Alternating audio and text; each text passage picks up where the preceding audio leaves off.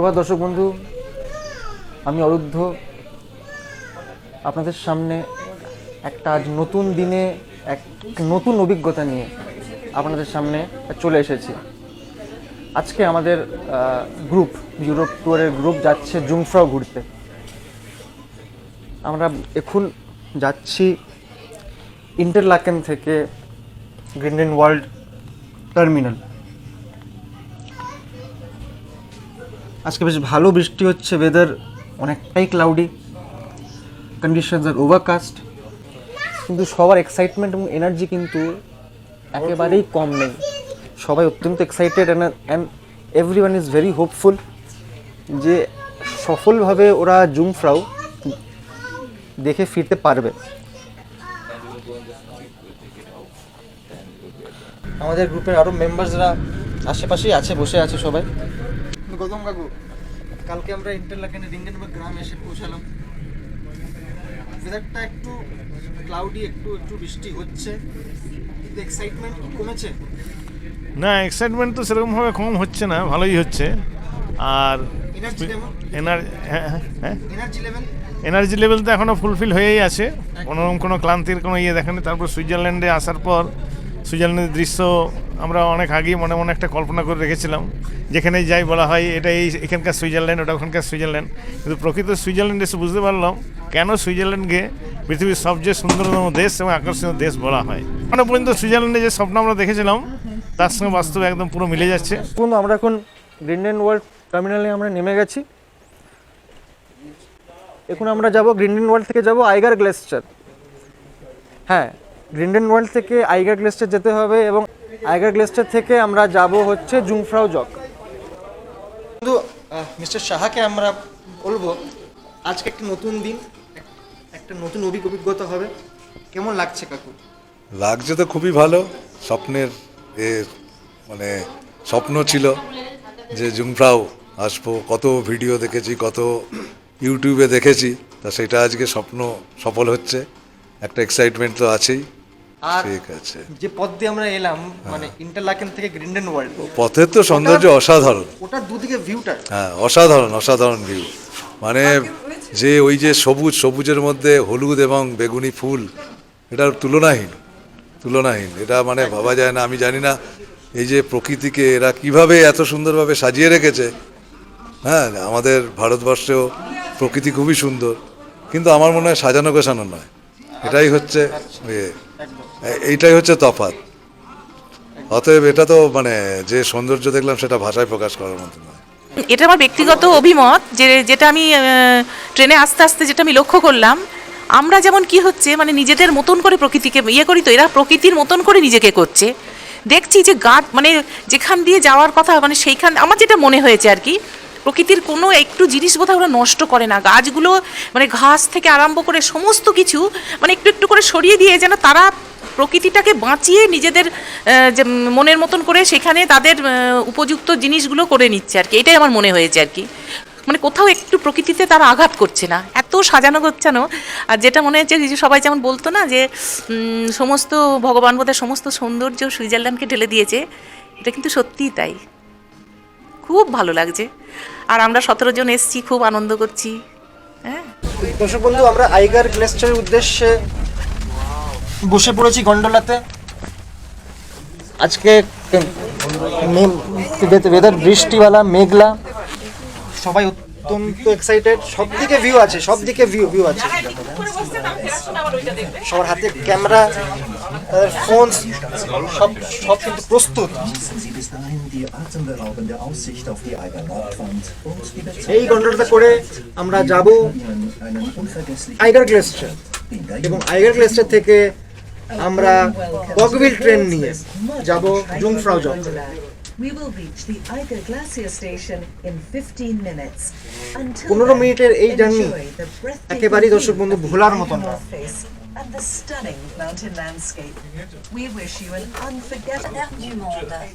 Dans এই যে mister modak nous arriverons sur la station সামনের দিকে একেবারে রেডি হয়ে আছেন ফটো তোলার জন্য। de la vue impressionnante mister modak কিন্তু অত্যন্ত দর্শক বন্ধু passionate about photography de la montagne এবং উনি সব কিছুটা মনে রাখেন কোন জায়গায় উনি কি দেখলেন। dans la région de la Jungfrau. আমাদের মেম্বারসরা দেখে বুঝতে পারছে না যে ডান দিক নেবে না বাঁ দিক নেবে, যে সামনের দিকটা নেবে, কেন কি সব দিকটাই অত্যন্ত সুন্দর। দর্শক বন্ধু, আমাদের সকল লোকেরা কিন্তু এক মুহূর্তের জন্য স্তব্ধ হয়ে গেছেন এই ভিউ দেখে। এখানে বেশি কথা বলা নাই উচিত, just feel and enjoy the moment. কি রকম লাগছে সেটা বলুন। অসাধারণ, এক কথায় অসাধারণ, অনবদ্য। এগুলো মানুষের মুখে শুনেছিলাম, ইতিহাসে পড়েছিলাম, কিন্তু এখানে না এলে, এটা চাক্ষুষ না করলে ঠিক আমি তো আত্মহারা হয়ে যাচ্ছি। মানে এতটা আমি ভাবিনি, যতটা শুনেছিলাম তার থেকে অনেক অনেক বেশি। খুব ভালো লাগছে। দর্শক বন্ধু, বরফ স্টার্ট হয়ে গেছে নিচে রাস্তায়, আমরা কিছু বরফ দেখতে পাচ্ছি ইতিমধ্যেই। দর্শক বন্ধু, এটা মে মাসের ফার্স্ট উইক, আর এর মধ্যেই এত বরফ, তার মানে কিছুদিন পরে পুরো জায়গাটা বরফে ঢেকে যাবে।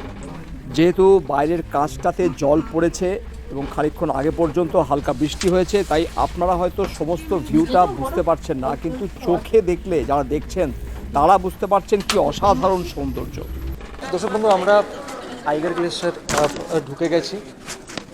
আমাদের সব গ্রুপ মেম্বার্সরা এখানেই আছে। এই যে সৌভিক দা, mister Saha, mister Bhowmik, mister Law, সবাই এখানেই আছে।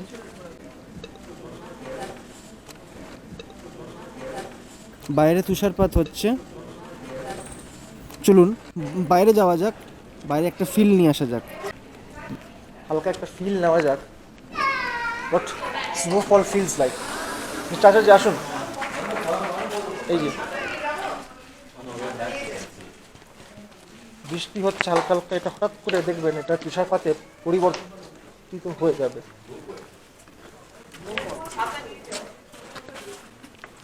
এই দেখতে পাচ্ছেন ওনার গায়েও লেগে আছে বরফ হালকা হালকা। কিছুক্ষণের মধ্যেই ট্রেন ছাড়বে আমাদের। এটা কগউইল ট্রেন। কেমন লাগছে, কেমন অনুভূতি হচ্ছে? অপূর্ব অনুভূতি, এ ভাষায় প্রকাশ করা যায় না। শুধু দু চোখ মেলে দেখতে হয় যে প্রকৃতির সৌন্দর্য কী। চতুর্দিকে প্রকৃতি যেন নিজের রূপ ঢেলে দিয়েছে, এটা শুধু দু চোখ ভরে উপলব্ধি করা যায়। এই ছবি ক্যামেরাতেও নেওয়া যায় না, এই ছবি শুধু মনের মধ্যে রেখে দেওয়া যায়। বড়জোর চেষ্টা করা যায় অন্য কারোর সঙ্গে এটাকে ভাগ করে নেওয়া, এর বেশি আর কিছুই করা যায় না। দর্শক বন্ধু, আইগার গ্লেশিয়ার থেকে জুমফ্রার উদ্দেশ্যে আমাদের ট্রেন অলরেডি ঢুকে গেছে। এই ট্রেনটাই করে আমরা যাব টপ অফ ইউরোপ, অর্থাৎ জুমফ্রাও। এই যে আমাদের গোটা টিম একসঙ্গে উঠছেন তারা। ওখানে মিস্টার দাস বসে আছেন। যদিও এই ট্রেনে মিস্টার দাস ভিউ কিছু নেই, কেন কি সবটাই ক্লোজড পাহাড়ের ভেতরে। ভিউ আসবে জুমফ্রাওতে গিয়ে। এইগার গ্লেশিয়ার থেকে আমরা এখন জুমফ্রাওয়ের পথে, আপনারা দেখতে পাচ্ছেন স্ক্রিনে এই ধরনের ট্রেন। এইগার গ্লেশিয়ার থেকে যে যাব আমরা এই ধরনের ট্রেনে, এই ট্রেনটাকেই বলা হয় কগহুইল ট্রেন। এই জার্নিটার পুরোটাই একটা টানেলের মধ্য দিয়ে, তাই আপনি দুদিকের কোনো দিকেই কোনো ভিউ পাবেন না, তাই কোন দিকে বসছেন সেটা ইম্পর্টেন্ট নয়। প্রসঙ্গত 1896 সালে এই টানেল তৈরির কাজ শুরু হয়েছিল এবং 1912 সালে কমপ্লিট হয়। তারপর থেকে নিরবচ্ছিন্নভাবে এই ট্রেন পরিষেবা চলছে এবং 114 বছরের ইতিহাসে কোনো দুর্ঘটনার ইতিহাস নেই। ভাবুন একবার।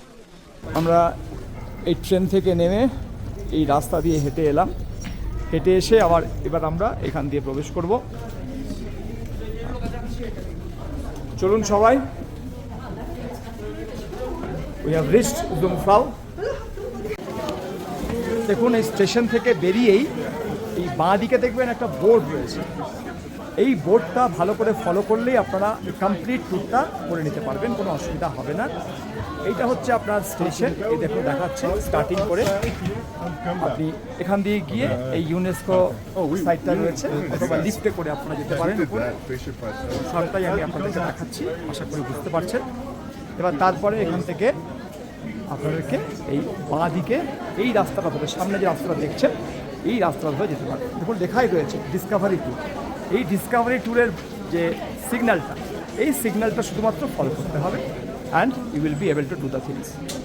দর্শক বন্ধু, আমাদের জুকফ্রাইয়ের দ্য ডিসকভারি ট্যুর আমাদের ইতিমধ্যেই চালু হয়ে গেছে। আমাদের পুরো যে টিম ঠিক আমার পেছনেই আছে। যেহেতু এটা খুবই হাই অল্টিটিউড, আমাদের খুবই ধীরে সুস্থে এবং টাইম নিয়ে জিনিসগুলোকে দেখতে হবে, হুড়োহুড়ি করলে চলবে না।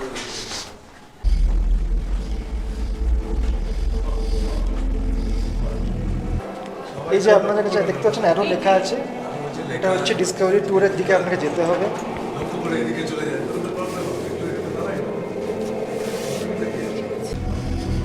আমরা এখন যাচ্ছি ডিসকভারি ট্যুরের ফার্স্ট স্টেপ। আমাদের হচ্ছে 360 ডিগ্রি সিনেমা ট্যুর, একটা ডিজিটাল ট্যুর। আমরা এখন দেখবো 360 ডিগ্রি সিনেমা। আসুন। জুংফ্রাউয়ের এটা আর একটা প্রধান আকর্ষণ, 360 ডিগ্রি জুংফ্রাউ প্যানোরামিক সিনেমা। দেখুন চতুর্দিকে জায়ান্ট স্ক্রিন রয়েছে এবং আপনি মাঝখানে দাঁড়িয়ে থাকবেন। আপনার মনে হবে অ্যাজ ইফ আপনি অ্যালস পর্বতমালার উপর দিয়ে উড়ে যাচ্ছেন। এই যে অঞ্চলটা, এটা একটা গ্লেশিয়ার অঞ্চল, গ্লেশিয়ারের উপরে আপনাকে নিয়ে আসা হচ্ছে। আপনি যেন এর উপর দিয়ে উড়ে যাচ্ছেন এরকম একটা ফিলিংস যাতে আপনার হয়, ভিজিটার্সদের হয়, তার জন্য এইখানে এই সিনেমাটা এভাবে ইনস্টল করা হয়েছে। এটা কিন্তু কোনোভাবেই মিস করবেন না এবং চুপ করে দাঁড়িয়ে এটার ফিল নেওয়ার চেষ্টা করবেন। সত্যি সত্যি আপনার মধ্যে এই ফিলিংসটা আসবে। দেখুন এটা হচ্ছে গ্লেশিয়ার ভিউ।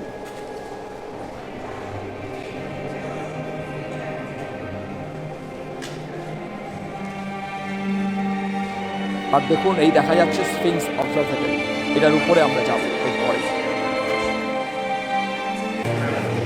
আমাদের গ্রুপের সদস্যরা দেখুন মন্ত্রমুগ্ধের মতো দেখছে। চতুর্দিকটায় দেখুন স্ক্রিন লাগানো রয়েছে। আশা করি আমরা 360 সিনেমা শেষ করে আমরা বাইরে বেরিয়ে গেছি এবং আমরা অপেক্ষা করছি দ্য ফেমাস স্ফিংস অবজারভেটরি দিকে আমরা যাব। এটা আমাদের লিফটে করে যেতে হয় এবং লিফটে করে আমরা ঠিক এই পয়েন্টে আবার ফিরে আসবো। ওই যে অটোমেটিক ডোর আছে এগুলো।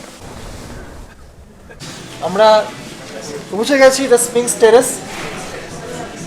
আসুন দর্শক বন্ধু, এবার স্ফিংস টেরেস অর্থাৎ যে জুংফ্রাউর যে মেন অবজারভেটরি, যাওয়া যাক। আসুন আসুন। এই যে আমাদের টিম এখানে আসছেন, মিস্টার পালও আছেন, সবাই এখানে আছেন। সবাই খুব আস্তে আস্তে উঠছে, কেন কি এটা হাইটটা অনেকটাই উঁচু। আজকে ওয়েদারটা ক্লাউডি হলেও কিন্তু এরকম সাদা বরফ দেখা এবং উপভোগ করা অত্যন্ত একটা দুর্লভ ব্যাপার। কাকু, এরকম বরফ কিন্তু আমরা দেখিনি জীবনে, সচরাচর দেখিও না। দর্শক বন্ধু, আমরা জুংফ্রাউয়ের স্ফিংস অবজারভেটরিতে আমরা পৌঁছে গেছি। বাইরে কিছু দেখা যাচ্ছে না, কোনো কিছু দেখা সম্ভব না, অত্যন্ত হাওয়া। আপনারা দেখতে পাচ্ছেন লিটারেলি স্নোফল হচ্ছে। এরা সব স্নোগুলোকে জড়ো করছে, they trying to clean it. কাকু কেমন লাগছে? দারুণ দারুণ। এটা কি নাইট মোডে দিলে ভালো হয়? না না না বাবু, কেমন হ্যাঁ? ঠান্ডা বিরাট, কিন্তু ঠান্ডা প্রচন্ড। দর্শক বন্ধু, যদি আগামী অক্টোবর মাসে আমাদের সঙ্গে ইউরোপ ঘুরতে আসতে চান তাহলে অবশ্যই স্ক্রিনে দেওয়া নাম্বারে সত্বর যোগাযোগ করুন। আসলে জুংফ্রাউ ভ্রমণ শুধু একটা ট্যুর নয়, এটা একটা এক্সপিডিশন এবং এই ভিন্নতার স্বাদ আপনি একমাত্র জুংফ্রাউতেই পাবেন। স্ফিংস অবজারভেটরি থেকে নেমে আমরা যাচ্ছি অ্যালপাইন সেন্সেশনের দিকে। র্যাম্প এবং ওয়াকওয়ে দুটো অ্যাভেলেবল আছে। আমরা আস্তে আস্তে এগোচ্ছি অ্যালপাইন সেন্সেশনের দিকে। দর্শক বন্ধুরা, এই অ্যালপাইন সেন্সেশন যে সেগমেন্টটা সেটা ডেপিক্ট করে, মানে শোকেস করে এই জুংফ্রাউ রেলওয়েটা কি প্রতিকূলতার মধ্যে দিয়ে বানানো হয়েছিল, এই শ্রমিকেরা কি অসম্ভব দুর্জয় সাহসিকতার পরিচয় দিয়েছিলেন, সমস্তটাই এখানে সুন্দরভাবে ডেপিক্ট করা হয়েছে। দর্শক বন্ধু, এবার অ্যালপাইন সেন্সেশন থেকে বেরিয়ে আমরা চলেছি আইস প্যালেসের দিকে।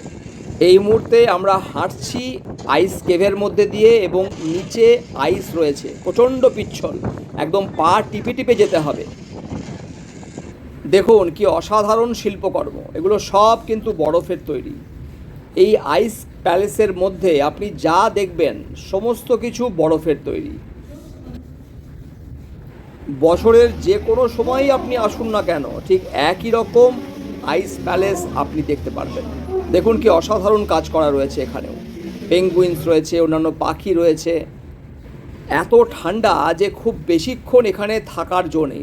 আমরা যে হাঁটছি, আমরা কিন্তু বরফের উপর দিয়ে হাঁটছি, অত্যন্ত সাবধানতা অবলম্বন করে পা টিপে টিপে হাঁটতে হবে। বিশেষ করে যারা বয়স্ক মানুষ তাদেরকে এক্সট্রা প্রিকশন নিতে হবে। দেখুন কি অসাধারণ লিখেছে, টপ অফ ইউরোপ, আইস দিয়ে লেখা, আইসের ওপরে কার্ভিংস করে লেখা রয়েছে। দর্শক বন্ধু, আমরা পৌঁছে গিয়েছি জুংফ্রাউয়ের প্লেটোতে। শুধু চতুর্দিকে নয়, আমরা দাঁড়িয়েও আছি বরফের উপরেই। চতুর্দিকে শুধু শ্বেত শুভ্র বরফ আর মেঘের রাজ্য। অসম্ভব ঠান্ডা আর সঙ্গে প্রচণ্ড জোরে হাওয়া বইছে, কন্ডিশন বেশ ওভারকাস্ট। আমরা যে গ্লেশিয়ারটার উপরে দাঁড়িয়ে আছি এটা হচ্ছে অ্যালস্টেক গ্লেশিয়ার। আমাদের গ্রুপের সদস্যরা নিজের নিজের মতো করে এনজয় করছেন, ছবি তুলছেন এবং এই মুহূর্তটাকে ধরে রাখার চেষ্টা করছেন। সারা বছর ধরে জুংফ্রাউতে মানুষের ভিড় দেখা যায়। প্রত্যেক বছর 1 মিলিয়নের বেশি ট্যুরিস্ট এই জুংফ্রাউ দেখতে আসেন। জুংফ্রাউয়ের অপরূপ শোভা সারা বিশ্বের মানুষের কাছে একটা অন্যতম প্রধান আকর্ষণ। এই প্লেটোই জুংফ্রাউ ট্যুরের শেষ আকর্ষণ। এরপরে আমরা নিচে নেমে যাব এবং নিচে একটা চকলেট ফ্যাক্টরি রয়েছে, সেখান থেকে আমরা চকলেট কিনবো এবং তারপরে লটারব্রুনেন হয়ে ফিরবো ইন্টারলেকেন। এর পরের ভিডিওতে থাকবে জুংফ্রাউ থেকে লটারব্রুনেন যাওয়ার গল্প। ইউরোপ ট্যুর সংক্রান্ত যে কোনো প্রশ্নের জন্য লিখুন কমেন্ট বক্সে। এছাড়াও ভিডিও কেমন লাগছে এবং কেমন লাগছে আমাদের সঙ্গে ইউরোপ ঘুরতে সে কথাও জানান কমেন্ট বক্সে। এবং যারা চ্যানেলটি এখনও সাবস্ক্রাইব করেননি তারা চ্যানেলটি সাবস্ক্রাইব করার পাশাপাশি বেল আইকনটিও প্রেস করতে ভুলবেন না। ধন্যবাদ, ভালো থাকুন, সুস্থ থাকুন এবং অবশ্যই ব্যাকপ্যাকার্স নোটবুকের সাথে থাকুন। নমস্কার। বেরিয়ে পড়ি, দেখবো বিশ্ব চরাচর। আমি পথিক